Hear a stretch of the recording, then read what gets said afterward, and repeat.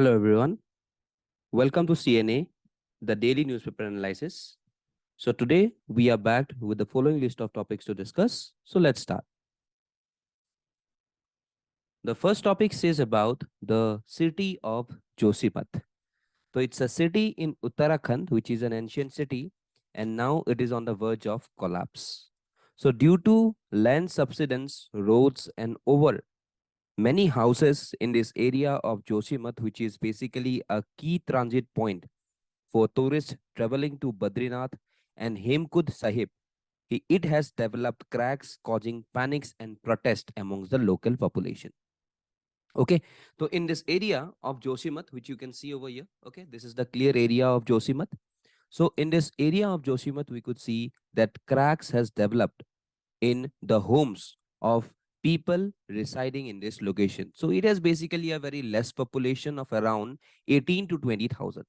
Okay, so now the Joshimat, which is basically a hilly town in Chamole district of Uttarakhand, this town is traversed by various running streams with a high gradient from the region of Vishnuprayag, which is basically the confluence of the Dhauli Ganga and Alakananda rivers.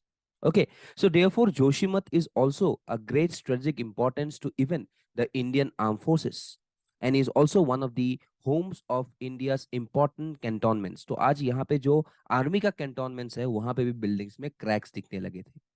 So therefore it is the home to one of the 4 cardinal mets or monasteries established by Adi Shankara, Sringari in Karnataka, Dwarka in Gujarat, Puri in Orissa, and Joshimath near Badrinath in Uttarakhand.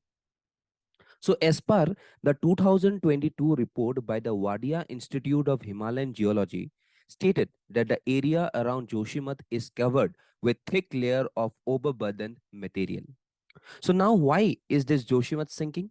See, this Joshimath is sinking because the scattered rocks in the area are covered with old landslides debris comprising boulders, gneiss rocks which are highly weathered, and loose soil with a low bearing capacity. And therefore, because of the population strength and the high rate of construction, okay, it may be some form of illegitimate restrictions also.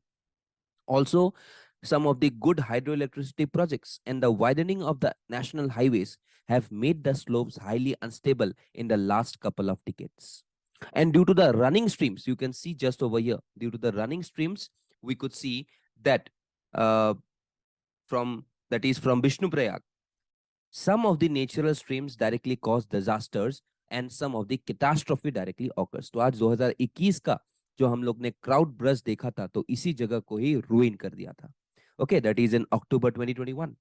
Okay, which is directly followed because of incessant rainfall. So now what can be done to save Josimath? See, the urgent need is to relocate the residents to a safer place and then reimagine the town's planning to accommodate the new variables and the changing geographical factors. Also, draining and the sewer planning is more importantly related.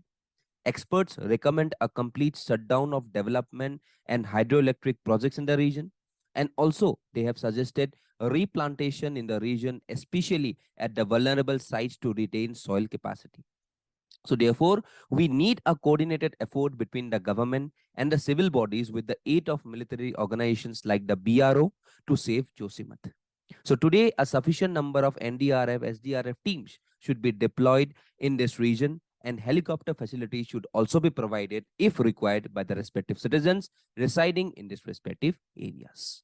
Okay, so therefore, because of this number of things, we can see that this town of India in Uttarakhand is gradually going into its collapsed just because of the weak variety of soil that is present in these locations, and because of some of the natural factors and also because of some of the anthropogenic factors, this region is on the verge of collapse today.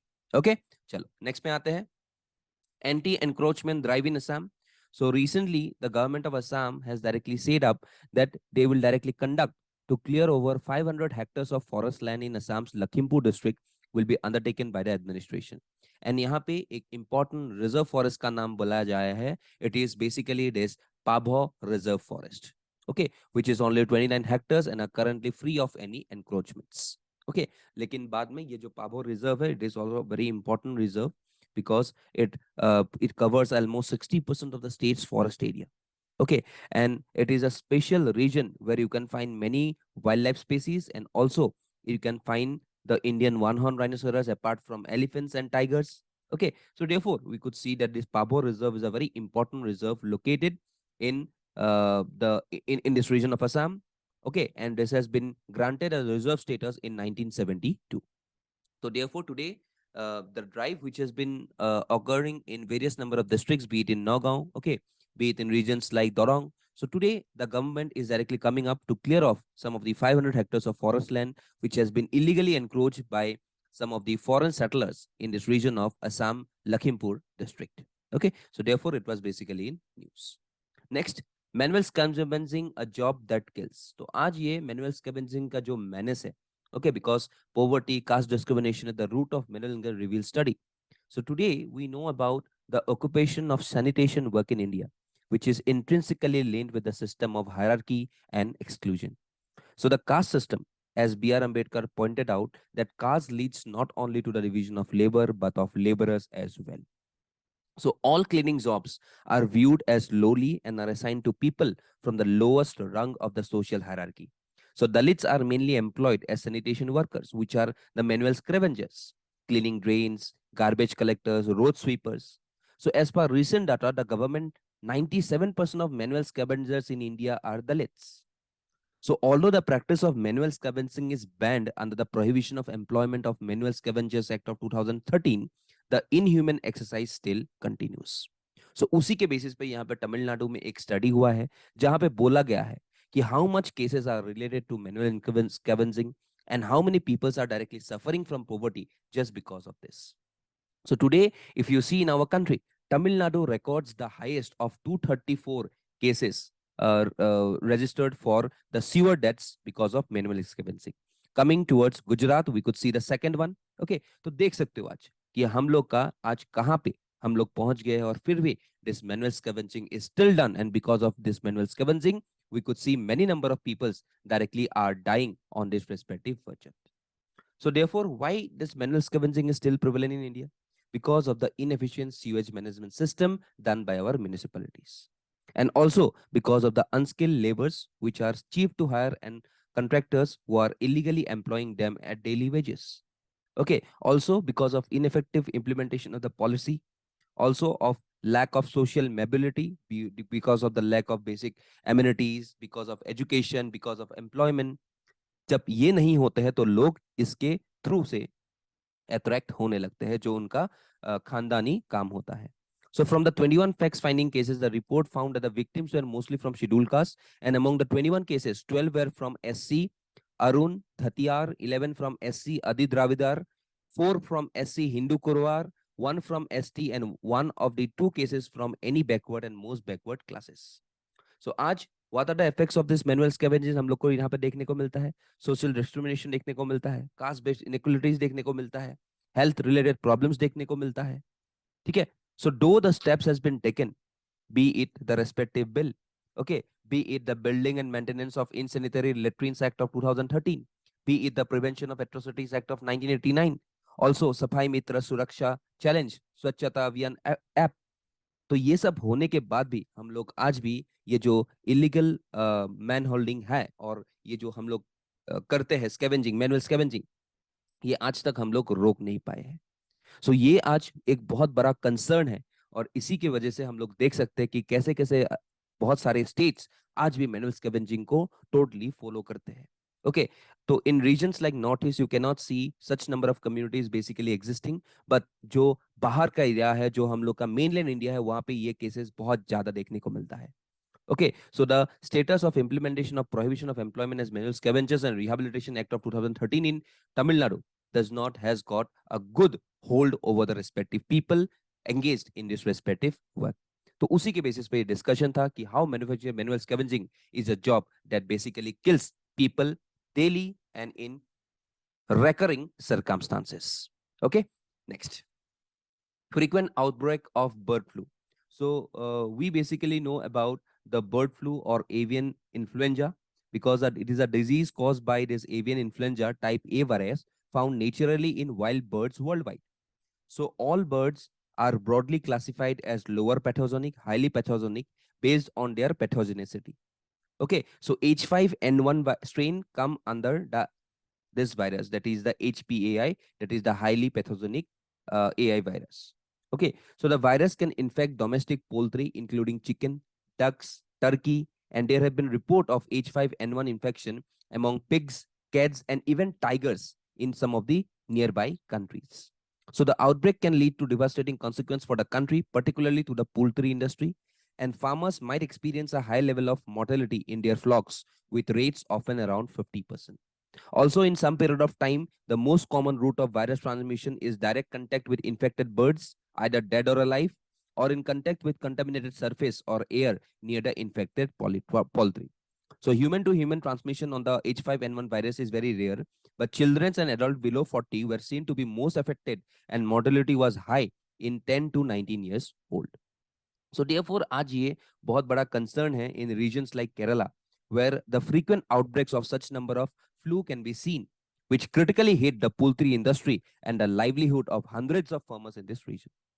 Okay, so therefore today in the recent times we have seen that the 5 outbreaks have been reported in the last 3 or 4 months. Okay, and the experts demand diagnostic studies to control this direction.